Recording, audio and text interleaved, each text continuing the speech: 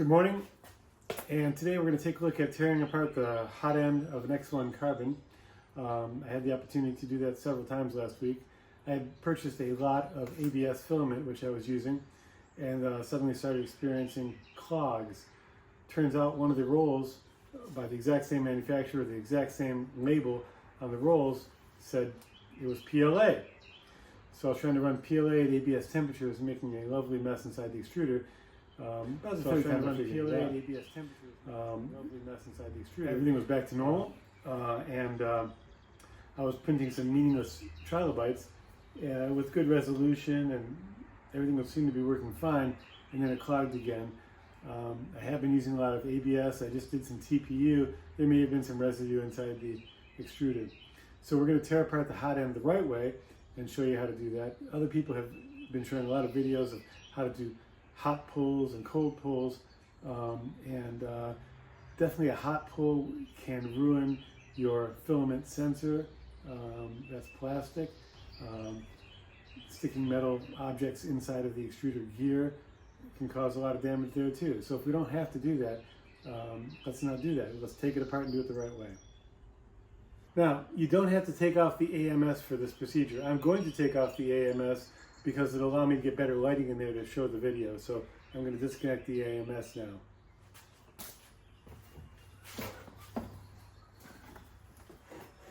I'm going to reach back here. Well, first I'm going to take out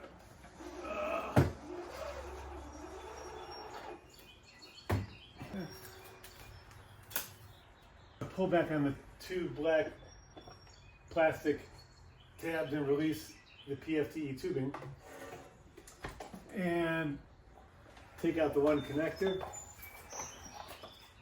and the AMS is free as a bird. I'll take off the top cover. Now, depending on your jam and what you've got going on with the AMS and filament, it may be hard to remove the PFT tubing if there's filament in there under pressure. In this case, there is not, but sometimes you have to stretch the filament a bit and do things to get to where you can chop off the filament and be left with freedom to move the PFT tubing. So taking the cover off is just magnetic. There's a simple, typical PFTE retainer right here. You should be able to press down on top of the black here and pull up and release the tubing.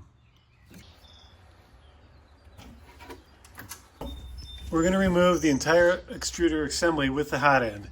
There are 3 screws that need to be removed. One is here, one is here, and one is here. Before removing this one though, we're going to release the tension on the filament cutter by taking a smaller Allen wrench and backing off this screw until it moves out into its final position.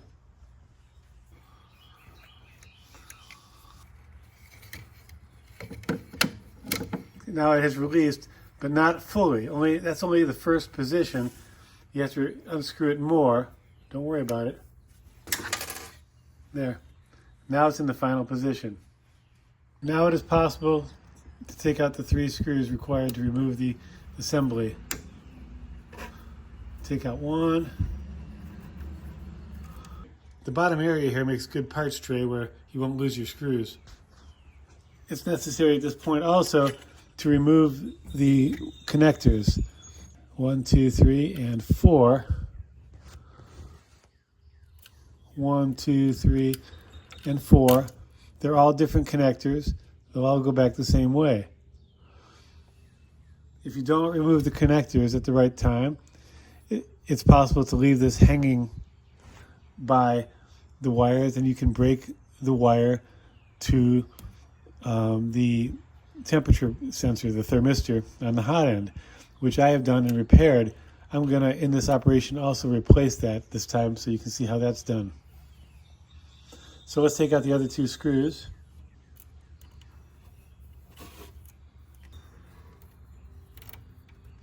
Having done that, the whole hot end is just going to fall out into your hand here, and now we can work on a hot end in comfort.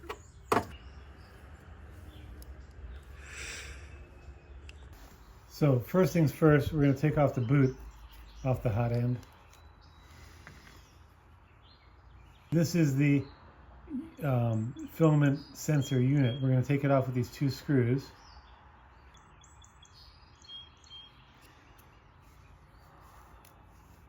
Second screw.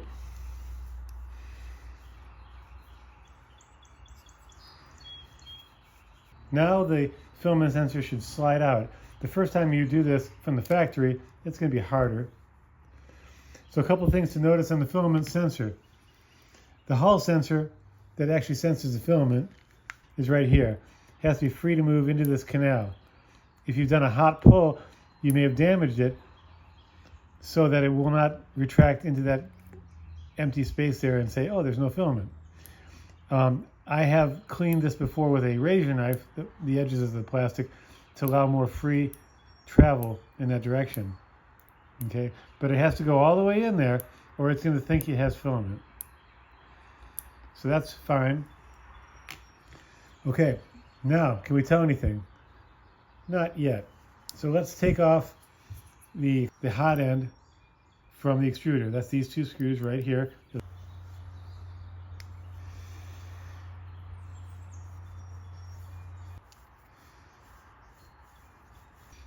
Watch how easy that is. This is just going to pull right out.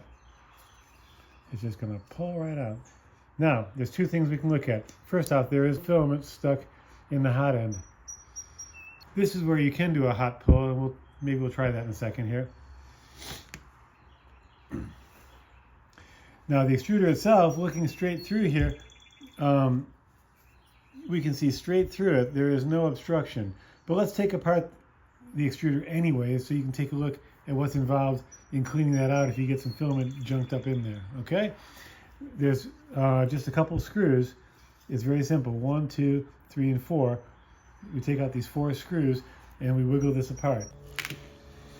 All 4 screws are out. So now we can wiggle this apart. And if there's filament in here, it can be removed from the gears. There's often filament stuck in here. Don't be afraid to back out this. This is the extruder gear. You can back off this hex nut and give yourself more room to clean things out. But you may find yourself digging around here with some fine tweezers, etc., to get filament out. But that's clean, so we can put that back together. That's not our problem today.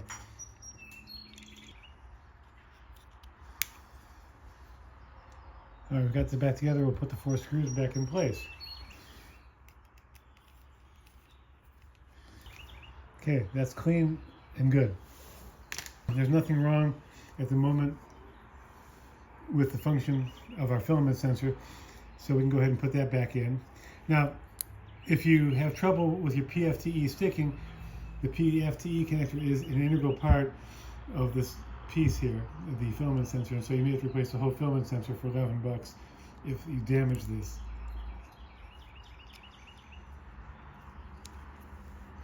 That fits right back in there, and the 2 screws again. You can also take these 2 screws out if you need to get inside the filament sensor. It's no big deal to take those out. This board comes off and you have access to the inner workings, the inner channel, where you can clean that out too. So don't be afraid to take those out. It's no big deal. Screws are loosened up. The fan will come off.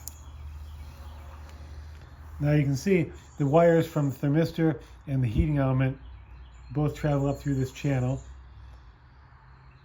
with the heating element on top, so they can pull right out. You can see where I fixed this before, best I could do, but now I've got the right part, so we may as well change it out. Okay, so now there's this clip. We're gonna ease out this clip.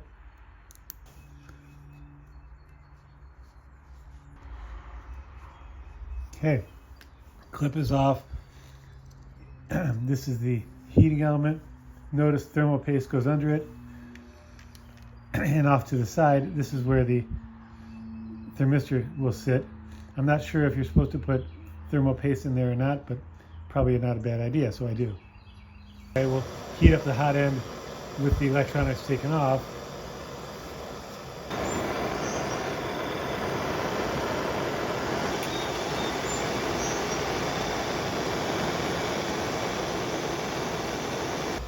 Now look at this. I wasn't able to get a good pull and I got the plastic out. So we're all clean and ready to put it back together. So I put some more thermal paste on. And I've got my new thermistor. So we're going to put that in its hole here. And we're going to pass the wire up the side and through the channel. Like that. Good. And we're going to put back our heating element. Put that in the channel as well. And put our clip back in place. See that? The thermistor is going through that channel in the clip. And that's it. So with the wire back in the channel, we'll put the fan back on and tighten those two screws.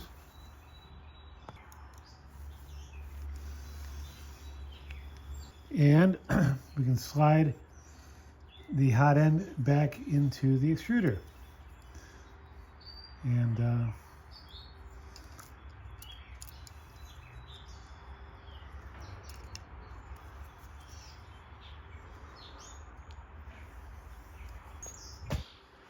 okay, we'll tighten those two screws. Now we'll take the assembly, pop it in there, and it's all set for the 3 screws, which we'll put in now. So now we're going to take the filament cutter and get that set to go again. That fits in the slot, and we tighten up the screw here. We just have to reinstall the wires, which can be tricky, but they do go. I like to do the thermistor first. It's almost impossible to figure out the right directions here. And they don't really snap that well. Okay, there's one. Then this one goes up here. Then we try and get the filament sensor in here. That's a hard one. Yeah, that's snapped in. And lastly, we are completed. Puts these back flat so it'll close nicely. Now we can put our PFTE back and close up our housing magnetically, and that should be set to go. Put that roll back in that I wanted.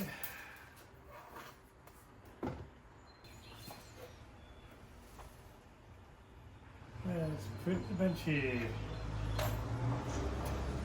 We're measuring temperature nicely. So we got a thermistor, we got all of we've got our bed temperature, everything so far seems to be plugged in correctly. If we look at under filament, the filament sensor is clear. That'll always be your first indicator if you've got a problem with a clog in the filament sensor itself. Inside the extruder, that'll be green, meaning it still registers filament present.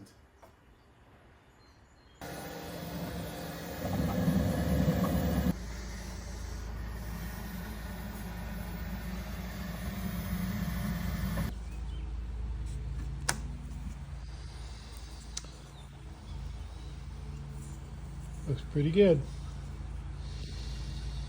So the engineering of the X1C is pretty incredible.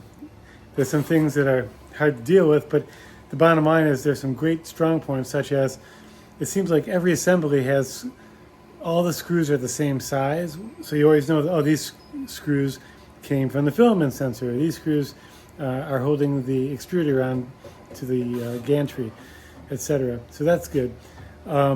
The parts are readily replaceable. That's good too.